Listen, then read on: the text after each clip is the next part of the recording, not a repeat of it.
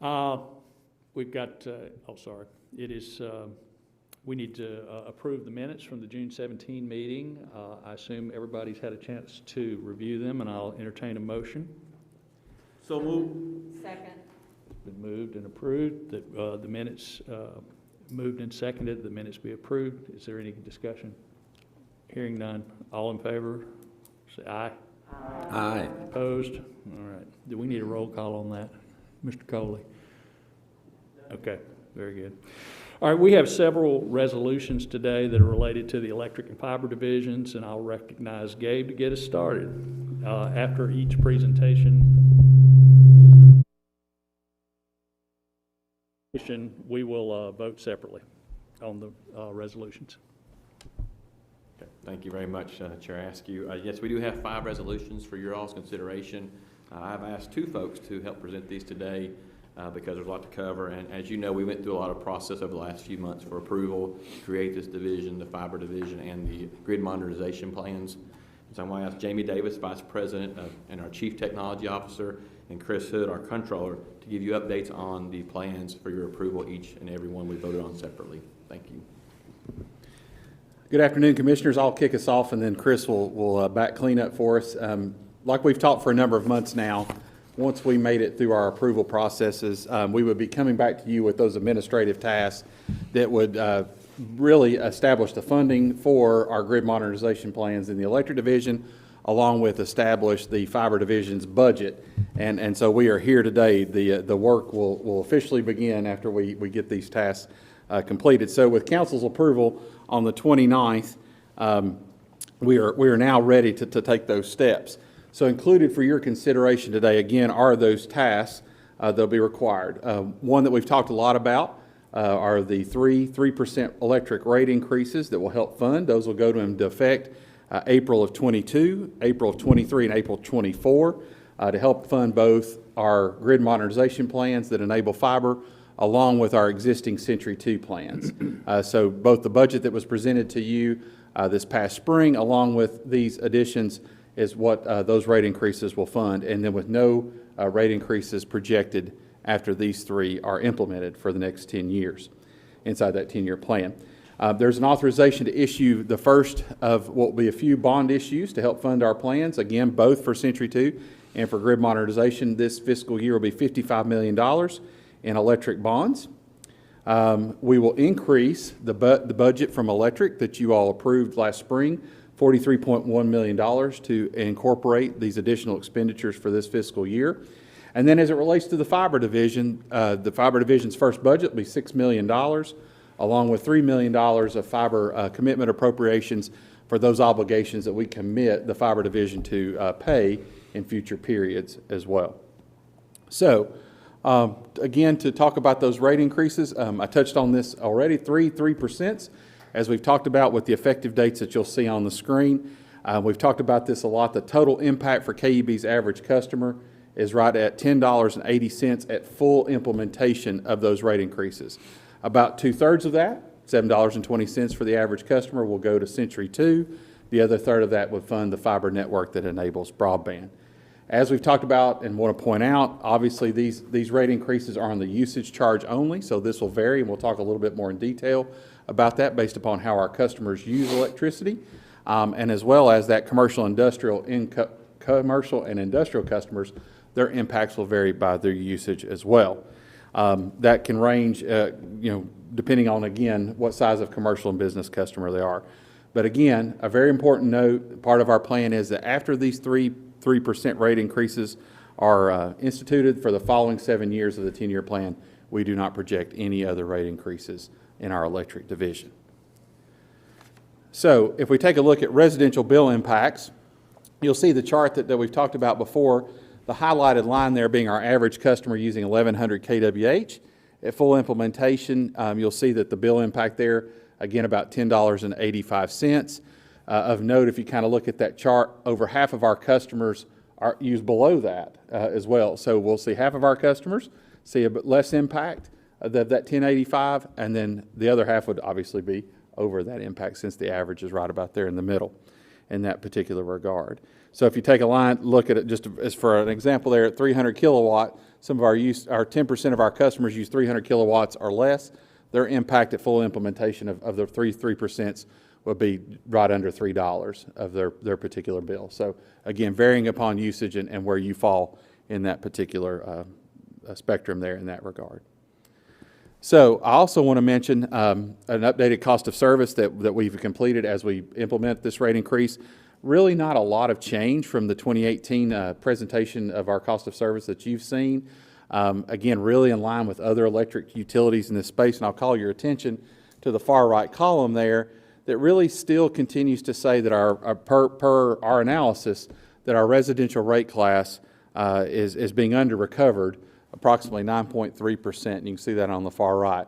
Well, where does that get made up? Again, from our commercial and our industrial class from that particular regard. So that can range depending upon which class of customer there, but for our mid-sized business, we're over-recovering them approximately 8.5%, and then as we go up there to GSA 3, which would be some of the larger small commercials, if you will, approximately 20% in that particular regard right there. And again, the method in which we've done this analysis consistent with prior period, using a consultant that has done this for a lot of other utilities in that regard. So again, a proven method inside of the industry in that particular regard. So that's what I have on the rate increases, and obviously field questions now or when Chris finishes his presentation as per your consideration for those resolutions. But if nothing right here now, I will hand it over. One quick question, want to make sure we clarify. If you go back to the first slide of Yes, sir. what next one, I'm sorry, next, there you go. Okay. The 360 for the fiber network is still the electric fiber network. That's correct. So it's not just for broadband. That's correct. No, we will. That's an important thing for us to remember. This is an upgrade of the electric system. Yes. A lot of expenditures also that we have placed in that funding talk about those enhancements that we will make to our electric network for reliability and things of that nature. It just enables the broadband. Well, the reason why it's important to me personally is when the argument that we're going to have 3% increases and we're not going to get any of the benefit if we don't have broadband services, that's simply not true. Everybody will benefit from the upgrade of the electric grid starting on day one. Absolutely. Absolutely. Thank you. Another quick question. The 7-year, our projection is that we're not going to raise rates 7 years after these 3 rate increases. Prior to broadband, we spent a lot of time talking about the importance of Century 2 and keeping up. How are we going to fund, major substation replacements and all the capital expenses if we're fixed for 7 years? Well, first of all, the 3% that we're putting in now, 2/3 of that would go towards those very programs. Okay. So those 6 1% that we had planned, I guess it was 2 years from now, would be in place. So those have just been slid forward. So we're doing that a little bit sooner if you're just looking at those particular ones. And then part of it too is, again, to really piggyback on Chair Askew's point, that fiber division will pay funds back into the electric division for the use of that fiber network, and that becomes a source of revenue as well too for the electric division. So between those sources of funding, along with the rate increases that we're putting into play, really help fund our plans going forward. Okay. So we feel like that if everything goes as planned, that we'll have some revenues that we can direct, kind of like EPB and. Yes, absolutely. Okay. Yeah, Great. That is our absolute goal. Thank you. Good question. Others on the rate increase before I hand it over? All right. Thank you, Jamie. So now that Jamie has covered the financing portion, including the electric rate increases, we've really got 4 items we need to look at via resolution. That would be the electric bonds. With the passage of the electric bonds, we would then have funding to expand the electric budget for the remainder of fiscal year 22. Beyond the electric budget, within that expansion, you will have money incorporated for a loan to the fiber division. That loan to the fiber division would then allow the fiber division to have its own budget. And then finally, we'll wrap up with the commitment authority for the fiber division to be able to sign extended contracts. So it sounds like a lot. We'll go through this pretty quickly, though.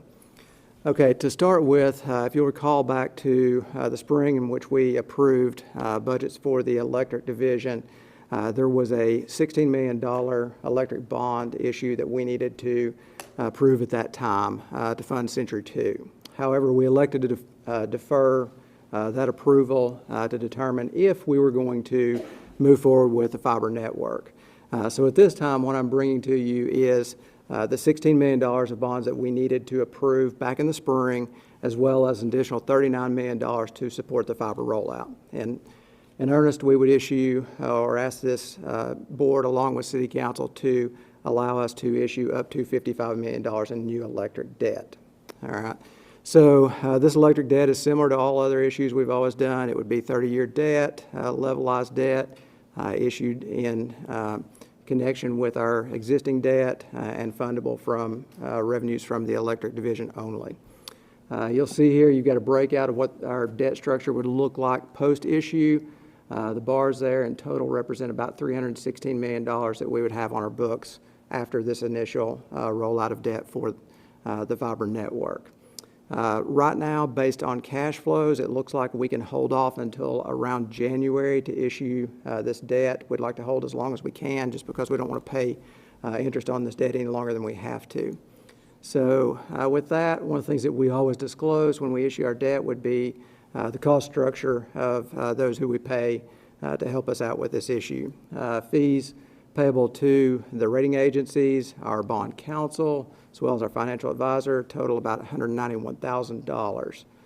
This is right at 1/3 of 1%, which is right in line with what we typically pay on a debt issue.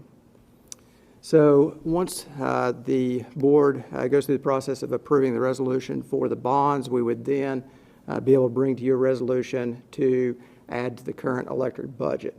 Back in the spring, we approved a budget of $596 million. $596,000 will not do anything. So $596 million, we would be adding $43.1 million to that to expand the fiber network. And here's some of the components you can see on the screen of that. Obviously, the largest expenditure would be for that fiber backbone. This is just year one of the rollout, so these amounts are smaller than what we will see going forward. But about $15 million for that fiber backbone. You've got another $1 million for services coming off of that. You'll also see fiber maintenance. That's really mostly salaries to be incorporated with the work that goes on with fiber. I think one of the items that the chair pointed out, which is very important, that's in this budget, is the smart switches. You know, part of what we are doing here is hardening the system. This is part of our grid modernization. Those smart switches go a long ways toward electric reliability, $4.3 million there. And then you got a couple of other large items. You've got contingency reserves. We keep 60 days of contingency reserves for the electric system. As we are expanding the electric system, we have to also add to those reserves to make sure that we are keeping our debt coverages in line with what we are expected to keep with the rating agencies. And then finally,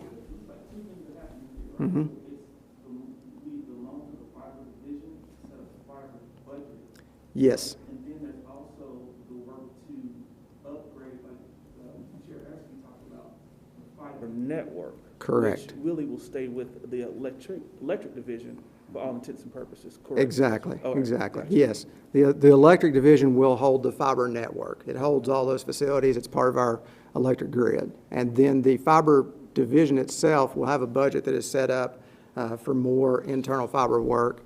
They will actually pay money back to electric to use that fiber network. So those will always stay with electric? Yes. Okay. Yes, yes.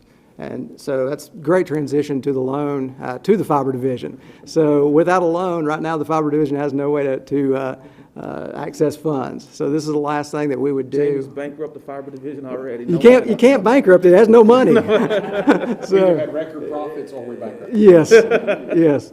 So, but we would have money within these appropriations to set up the fiber division's first budget. Okay. All right, so we'll take a look at that. Obviously, you got to start somewhere. We're starting small. This is a $6 million budget for the remainder of fiscal year '22 for the fiber division. And it is for all those startup costs that you would anticipate with any business. We've got to have new people. You've got to have staffing. So there's $1.3 million there for staffing. Key pieces of our infrastructure, which are mainly for fiber, it would be electronics. It would be things internal to their networks. Not the big fiber network, but the actual physical infrastructure that we need internally for fiber. And then you've got a new billing system. We've got to be able to bill those new customers, and that's about $400,000 that we would expend on that new billing system. Then you got key items that are actually paybacks to electric. If you'll notice there's access fees of $500,000. That is to access that fiber network that electric is building for our customers. This is a very low number because as we expand and as we build that network and add customers, this number will start to grow and grow and grow, and it will get very large, and that will be part of what goes back to electric from fiber. Commissioner? So, if I'm not mistaken, the total was 20 million for the fiber division? No. Because I saw, it was 20 million for the fiber division, 6 million for FY '22, and the other 14 for FY '23. Is that what I?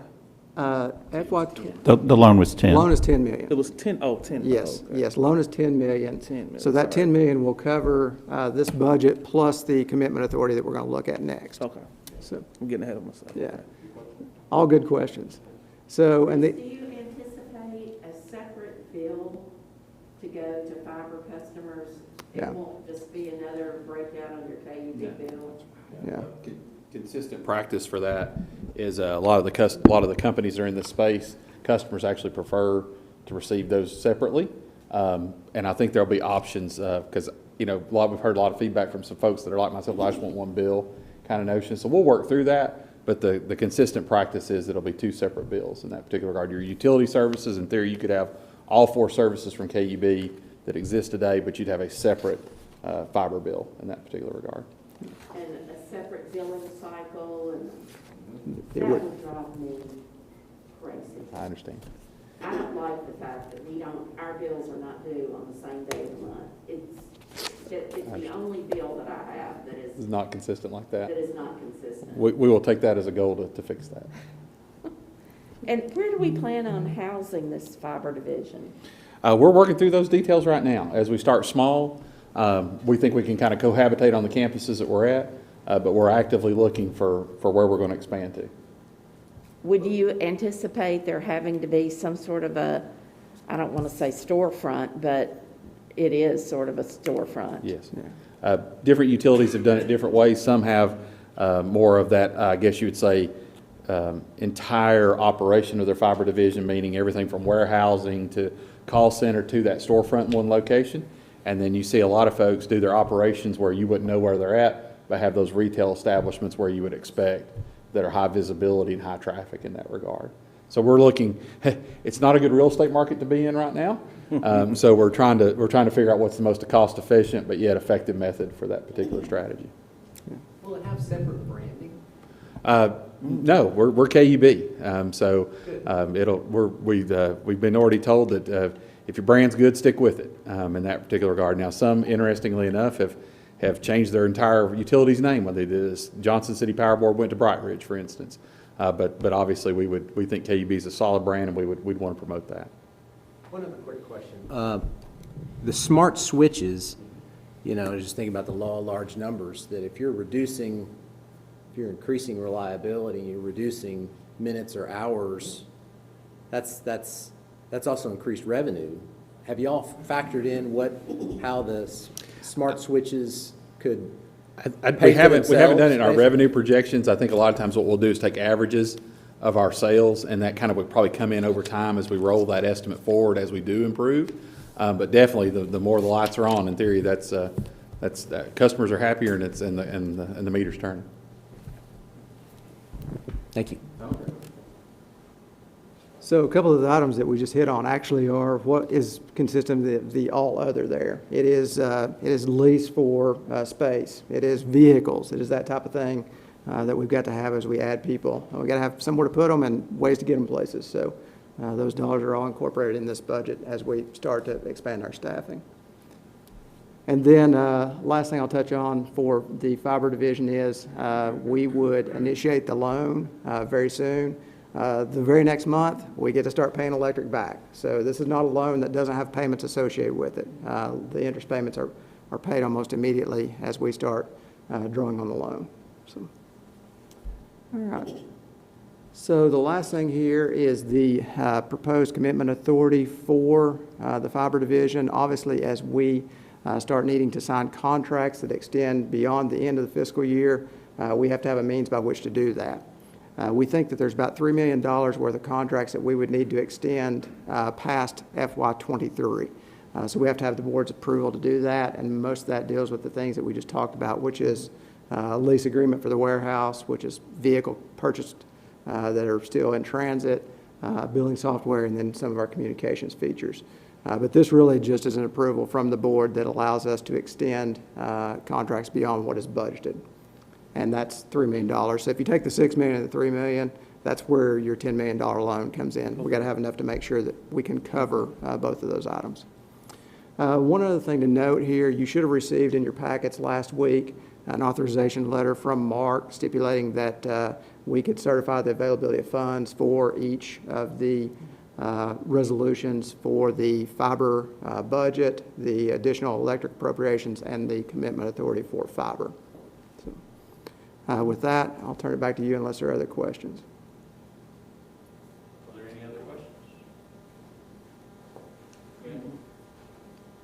What's up next? All right, so. Time to vote?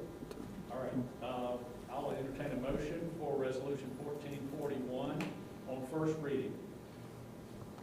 So Move to moved. approve. We got Second. the second. Okay, very good. Thank you. Do we have any members of the community who'd like to speak? Okay. Mr. Coley, would you please call the roll? Commissioner Askew, Aye? Commissioner Hamilton, Aye. Commissioner Herbert, Aye. Commissioner Simpson Brown, Aye. Commissioner Small, Aye. Commissioner Worden. Aye. Resolution 1441 on first reading has passed. All right. I'll request a motion now on Resolution 1442 on first and final reading. So move. So, Commissioner Small. Second. Second, Commissioner Worden. Do we have any visitors who'd like to speak? Okay. Mr. Coley, would you call the roll? Commissioner Askew. Aye? Commissioner Hamilton. Aye. Commissioner Herbert. Aye. Commissioner Simpson Brown. Aye. Commissioner Small. Aye. Commissioner Worden. Aye. Resolution 1442 has passed. I request a motion and a second for Resolution 1443 on first and final reading. Move to approve. Second. It's moved by Commissioner Hamilton, seconded by Commissioner Worden. Any visitors? Okay. Mr. Coley, call the roll, please. Commissioner Askew. Aye? Commissioner Hamilton. Aye. Commissioner Herbert. Aye. Commissioner Simpson Brown. Aye. Commissioner Small. Aye. Commissioner Worden. Aye. Resolution 1443 has passed. I'll entertain a motion and a second for Resolution 1444 on first and final reading. So move. Second. Commissioner Small moves. Commissioner Herbert seconds on Resolution 1444. Any members of the public? All right, Mr. Coley?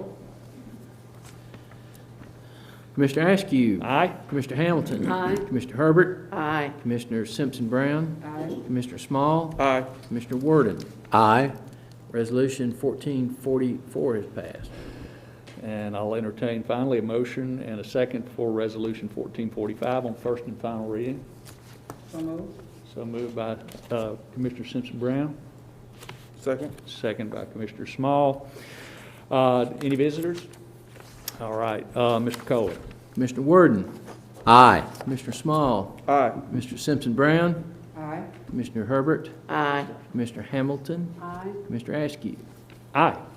1445 resolution has passed. He got me there. He tried to keep us on our toes there, you know, just making I sure. said aye, and then I thought, wait, listen. Yeah, that's right. All right, now I'll recognize for the President's report, Mr. Bolus. Thank you, Chair Askew. I want to recognize Derwin Haygood, Senior Vice President of Operations, for some really good news about some recent awards that KUB received and some of our folks. So, Derwin. Thanks, Cap. I do get the fun presentation. These guys may think they were sort of fun, but this one's fun. It's my pleasure to share with you some great information about some awards that we received. And we don't want to take any of those awards lightly. They're so prestigious, quite honestly, and it's on behalf of our employees that we accept these awards. The American Water Works Association just completed their Water Professionals Conference. And at that conference, they announced and awarded water professionals that excelled in the industry. And I'm just simply pleased to say that we were well recognized. First, I want to share with you this award.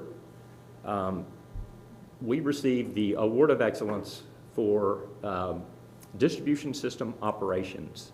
And this was a significant award in that the judging committee actually took it very seriously. They came on site, they audited, they interviewed personnel, they toured facilities, and as a result, we are the proud recipient of this award. Nathan Babley on the left is photoed there. He's the acting manager of our maintenance areas, and Josh Johnson is the manager of our plants. And this is an award for the entire organization. If it weren't for the collaboration, the work from the entire organization, this award would not be possible. So we're pleased to have this prestigious award. This one is, the next two are very unique, however, and I'm proud to be able to talk about these. Our own Jimmy England received the Operator Meritorious Award. He was surprised, and Jimmy is here with us today.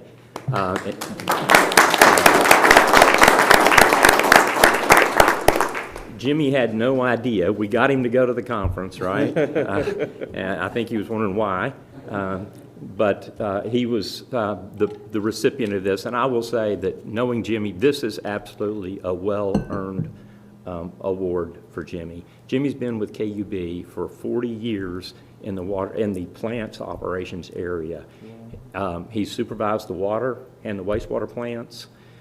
He's dual certified in water and wastewater treatment. Jimmy is also instrumental in KUB's award-winning operational quality, actually OQ, operator qualifications program for our plants. And it's an award-winning program that was developed here at KUB. I'm also will vouch that Jimmy is committed to developing and mentoring others. He's done that for me for over the many years that I've known Jimmy. We're just proud of Jimmy, and Jimmy, congratulations on a well-deserved award. Congratulations to you. I will also add that Jimmy's not the only one that was surprised. Talked to Joy actually before we got together and sat down today, and she was wondering, why am I going to this conference? And she was thinking, let a younger rep have the opportunity to go. But Joy's with us today for a reason. We're proud of Joy.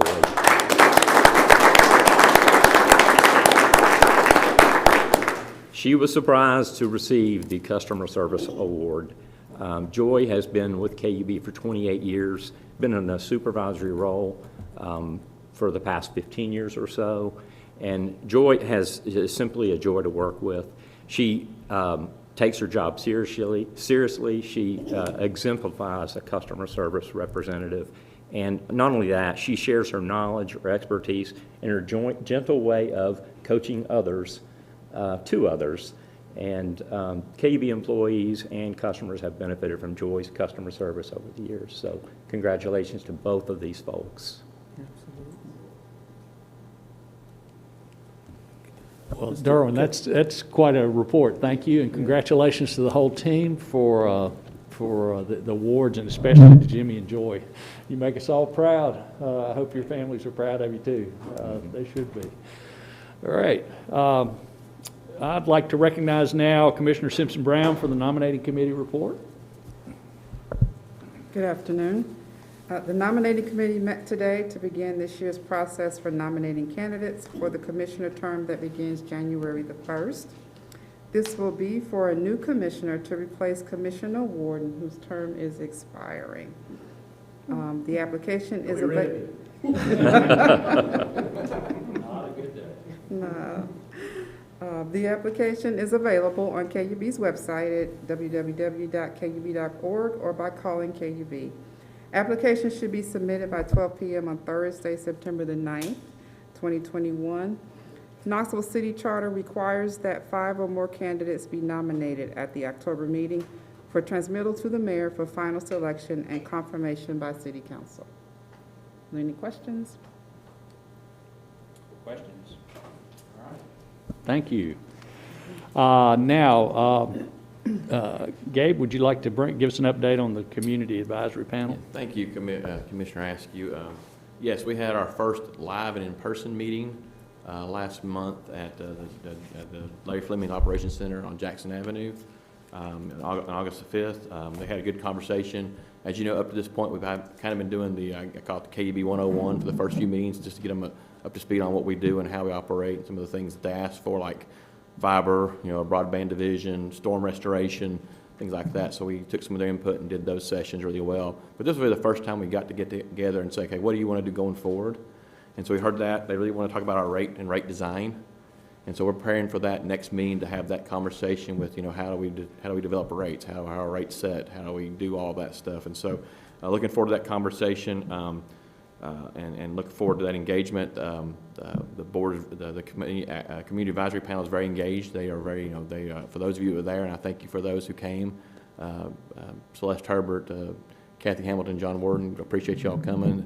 They have a lot of input, a lot of questions, a lot of, we asked for guidance on even, where do we go with our fiber to, first? And so we got input on that. So a lot of good stuff like that. And so we're looking forward to those conversations and really just having an open dialogue about things going forward. We'll see about, how we have meetings going forward, obviously with this recent COVID uptick. I was hoping to stay alive. We'll decide at that point when we see what the numbers look like and things. So we'll adjust accordingly, but it is much better being in person. It just, creates that, especially for a new group doesn't really know each other.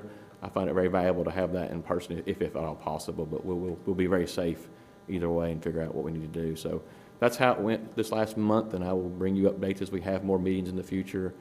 We are also scheduling a tour for those folks. They want to do a half-day tour of our operations, so that'll be scheduled shortly, and I'll make you all aware of that in case you want to be a part of that too. So that's the update of the day, and if you have any questions, let me know. All right, now it's time for public comment.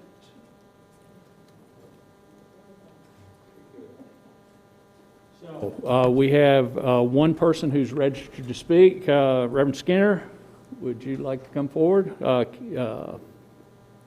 Calvin Taylor Skinner? Yes, sir. Yes, sir. Thank you for being here today, sir. You have 5 minutes. The timer's on the screen. Wonderful.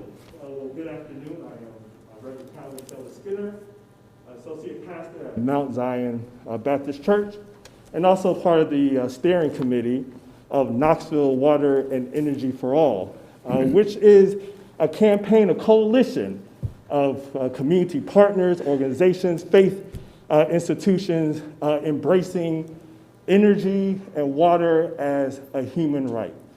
And we have embraced a campaign to help people understand what are the best practices, what are the opportunities to alleviate those folks who are heavily burdened. And one who is on staff of Mount Zion Baptist Church in the heart of East Knoxville, 37914, we are seeing the great impact of what unaffordable utilities is having, especially in a congregation that I serve with an aging congregation, many of whom are retired on a fixed income.